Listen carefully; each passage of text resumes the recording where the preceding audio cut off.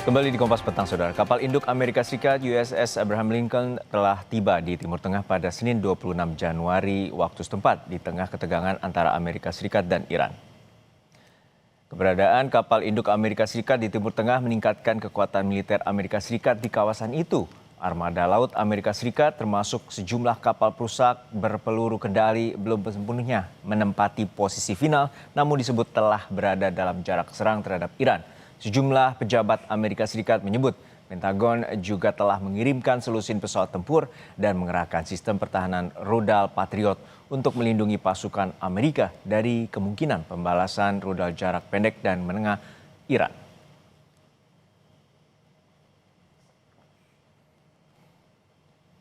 Presiden Donald Trump menegaskan Amerika Serikat siap menyerang Iran jika kesepakatan program nuklir mereka tidak terpenuhi.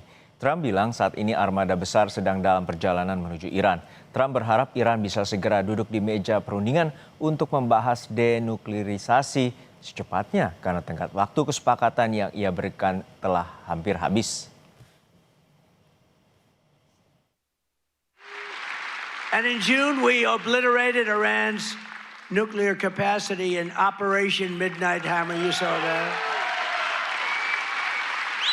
People have been waiting for 22 years to do that, and we were right at the end. They were about a month away from having a nuclear weapon. We had to do it. And by the way, there's another beautiful armada floating beautifully toward Iran right now. So we'll see.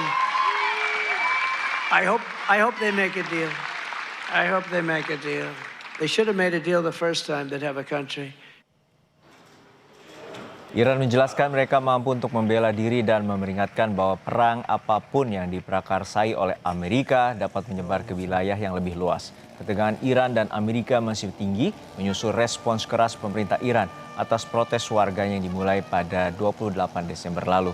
Demo terjadi usai runtuhnya mata uang Iran.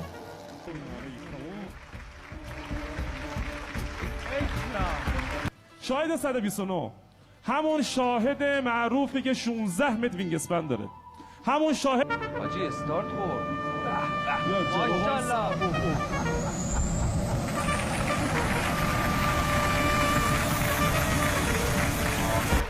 از توانمندی فوق‌العاده‌ای برای دفاع از خودمون برخوردار هستیم. بسیار آماده تر از گذشته و مسئولیت ماست، وظیفه ماست برای دفاع از عزت و حاکمیت ملی و تمامیت سرزمینی ایران.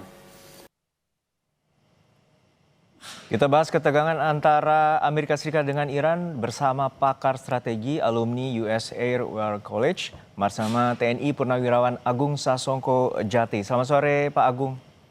Semoga sehat selalu. Selamat sore. Ya Pak Agung, kita mengetahui bahwa Amerika Serikat melalui Donald Trump memberi tenggang 1 bulan terkait dengan program denuklirisasi dan Donald Trump tadi menyebutkan telah berkuar tentang operasi Midnight Hammer yang terjadi pada Juni 2025 terkait dengan salah satu objek vital nuklirnya di Iran. Lalu seperti apa sebenarnya porsi dari Donald Trump dan memberikan ultimatum ini terhadap Iran? Apakah serangan ini juga akan terjadi? Terima kasih.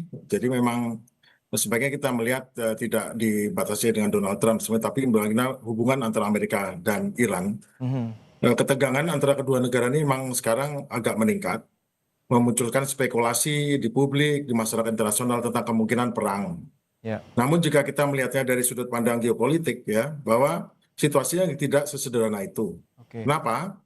Karena ketegangan Amerika Serikat dan Iran ini adalah dinamika geopolitik paling kompleks dalam sistem internasional kontemporer saat ini. Konflik antara Amerika dan Iran ini berlangsung sudah lebih 4 dekade.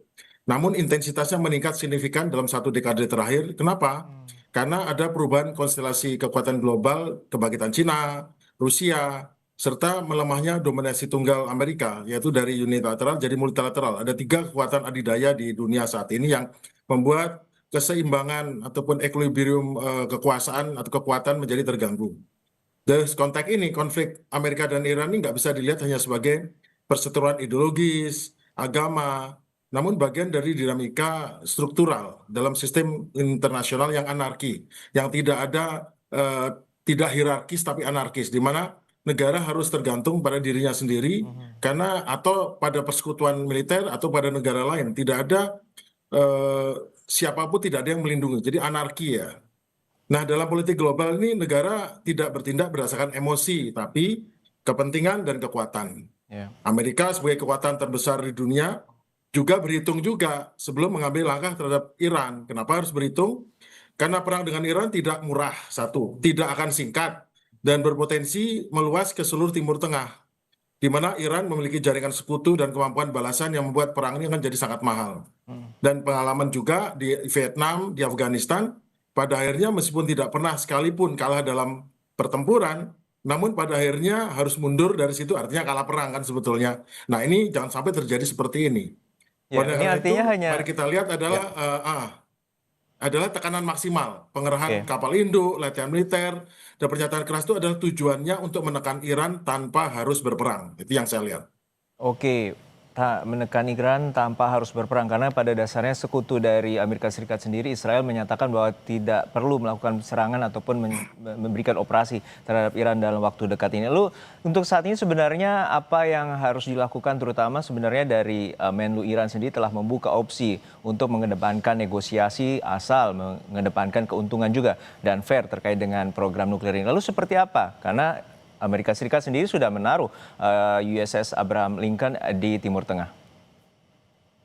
Negosiasi atau hubungan antar negara itu tidak hanya soal militer, tapi juga ada hubungan ekonomi, hubungan diplomasi, ya. Ya. Jadi konflik Amerika-Iran ini adalah manifestasi klasik daripada dinamika realisme di dunia. Tidak ada pihak yang benar-benar menginginkan perang terbuka, tapi keduanya, baik Iran dan Amerika, terus meningkatkan kekuatan untuk mengamankan kepentingan nasionalnya. Nah, bagi kita penting ini karena bisa berdampak langsung pada harga minyak, stabilitas ekonomi, keamanan kawasan. Jadi, meskipun retorika perang terdengar keras, peluang terjadinya perang masih kecil. Oke. Sekarang ini adalah adu strategi, bukan adu senjata secara langsung. Oke. Karena pelajaran utamanya adalah kekuatan militer harus kredibel, sanggup menyerang dan sanggup membalas. Dan kalau sudah dibalas, kita sanggup bertahan. Jadi itulah yang menjadi apa yang terjadi saat ini, yaitu Ya. strategi untuk bargaining, untuk tawar-menawar. Oke, equilibrium apa yang ingin dicapai oleh Donald Trump terutama terkait dengan Iran? Jadi Iran itu hanya salah satu tempat di mana negara-negara itu memiliki pengaruh. Sekarang kita udah tahu sejak tahun 2017 dari semacam kekuatan unipolar, kekuatan tunggal di dunia, adidaya sendirian Amerika, sekarang sudah terpecah, ada adidaya kedua yaitu Cina dan adidaya ketiga adalah Rusia. Rusia. Nah, apa yang terjadi adalah masing-masing untuk memastikan ini wilayah yang dalam pengaruh saya, ini wilayah dalam pengaruh saya. Nah, saat ini Iran adalah jelas tidak di bawah Amerika. Venezuela di bawah Amerika tapi belum tentu juga kan.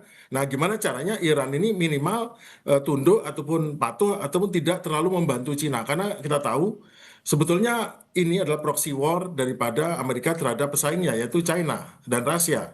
Karena Rusia ingin mendapatkan jalur minyak ke Iran, bisa menjual minyaknya lewat Iran, sedangkan China 30% daripada suplai minyak Cina dari Iran loh.